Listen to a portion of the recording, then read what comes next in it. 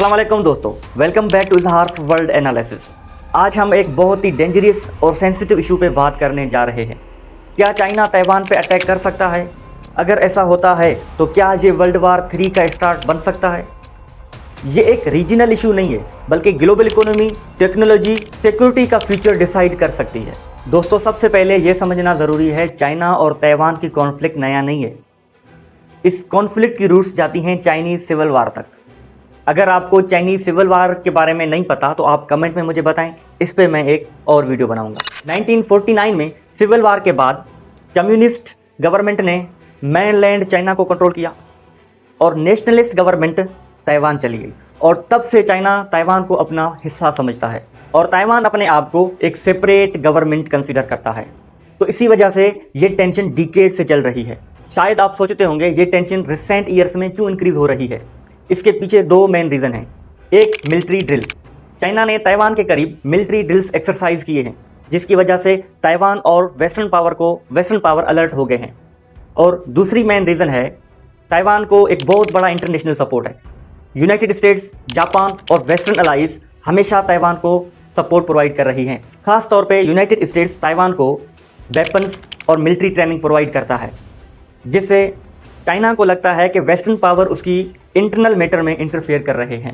एक बहुत बड़ा सवाल पूछा जाता है, क्या चाइना ताइवान पे अटैक कर सकता है?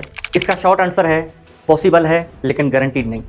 एक्सपर्ट्स के मुताबिक China long term strategy follow कर रहा है। चाइना का मेन गोल है ताइवान को प्रेशर में रखना, ताइवान के इंडिपेंडेंस मूवमेंट को रोकना और इवेंचुअली रीयूनिफिकेशन को अचीव करना। अगर चाइना ताइवान पे डायरेक्ट इन्वेजन करे तो ये एक बहुत बड़ा रिस्क हो सकता है। अक्सर लोगों के माइंड में सवाल होता है कि ये वार स्टार्ट कब होगा और कैसे होगा।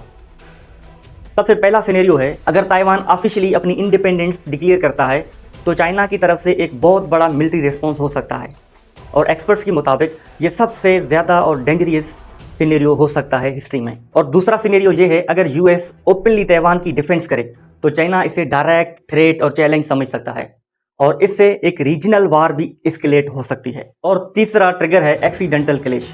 कभी कभी छोटे छोटे इंसिडेंट भी एक बहुत बड़ा वार का सबब बनते हैं।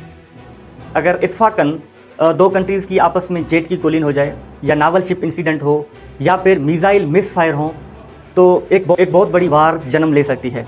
और हिस्ट्री में ऐसे कई एक्सीडेंटल क्लैश की वजह से वार एस्केलेट हो चुकी हैं। अगर ये वार चाइना और ताइवान के दरमियान स्टार्ट हो जाती है तो क्या चाइना के पास इतनी मिलिट्री पावर है अटैक करने के लिए, और क्या ताइवान के पास इतना बड़ा डिफेंसिव सिस्टम है कि वो चाइना की तरफ से मिलिट्री अटैक को डिफेंस कर सके?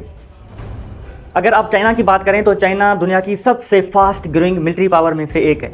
अगर हम चाइना की स्ट्रेंथ की बात करें तो चाइना के पास लार्ज नेवी है, स्ट्रॉन्ग इकोनॉमी है, साइबर वारफेयर कैपेबिलिटी है, और उसके अलावा एडवांस्ड मिसाइल्स टेक्नोलॉजी है। और सबसे इम्पोर्टेंट चीज़, चाइना ने अपनी मिलिट्री मॉडर्नाइजेशन पे मिलियंस ऑफ डॉलर इन्वेस्ट किए हैं। ताइवान की डिफेंस स्ट्रेटजी कितनी स्ट्रॉन्ग है? अगर हम ताइवान की स्ट्रेंथ की बात करें तो ताइवान के पास स्ट्रॉन्ग एयर डिफेंस सिस्टम है, स्ट्रॉन्ग नेवी है और एडवांस्ड टेक्नोलॉजी है। लेकिन उस सबसे इम्पोर्टेंट चीज़ है कि ताइवान को एक बहुत बड़ा इंटरनेशनल सपोर्ट है। अगर ये वार स्टार्ट होती है तो ताइवान अकेला नहीं होगा। ये वार स्टार्ट होने से क्या ग्लोबल इम्पैक्ट पड़ सकता है?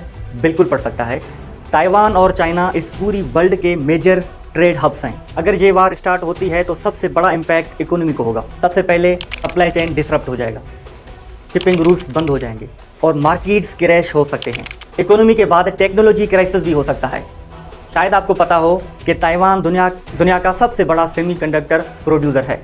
अगर ताइवान अफेक्टेड होता है तो मोबाइल फ़ोन्स, कंप्यूटर्स और कार्स की प्रोडक्शन स्लो हो सकती है, और उसके अलावा ऑयल प्राइसेस इंक्रीज़ होने के बहुत ज़्यादा चांसेस होते हैं।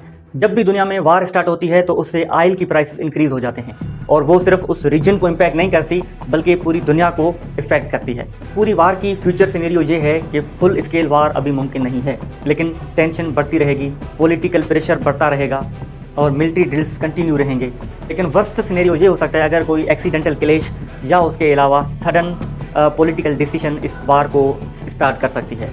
चाइना और ताइवान के दरमियान वार का रिस्क रियल है, लेकिन अभी इमीडिएट फ्यूचर में चांस कम है।